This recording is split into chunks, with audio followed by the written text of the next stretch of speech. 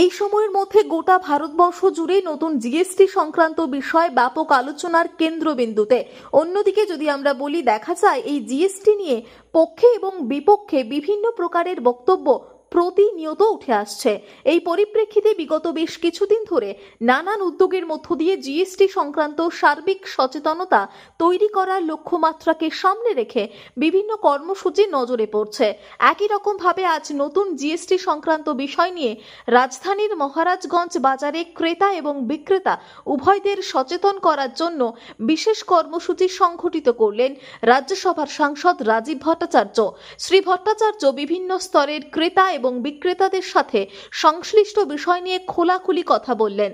সংবাদ মাধ্যমের কর্মীদের সাথে কথা বলার সময় রাজীব ভট্টাচার্য দাবি করেছেন, নতুন জিএসটি প্রকৃতপক্ষে রাজ্যের সাধারণ মানুষকে স্বস্তি দিয়েছে।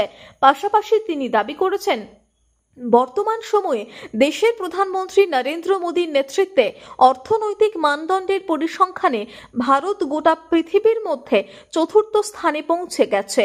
এই সময়ের মধ্যে দেশের অভূতপূর্ব উন্নতি হচ্ছে। এই বিষয়টাকে বলতে গিয়ে রাজীব ভট্টাচার্য যেভাবে আইফোনের মতো উচ্চ ক্ষমতা সম্পন্ন ফোন ভারতবর্ষে তৈরি হচ্ছে, এই বিষয়টা নিয়ে ইতিবাচক ধারণাও প্রকাশ করেন।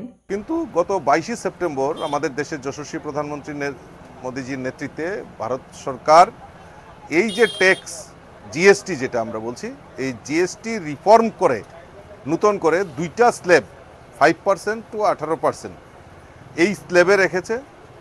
এবং কোনো কোনো ক্ষেত্রে যেমন জীবনদায়ী ওষুধ থেকে শুরু করে দুধ জাতীয় দ্রব্য থেকে শুরু করে সেই সমস্ত জায়গায় 0% ট্যাক্সটি সেখানে লাগু করা হয়েছে।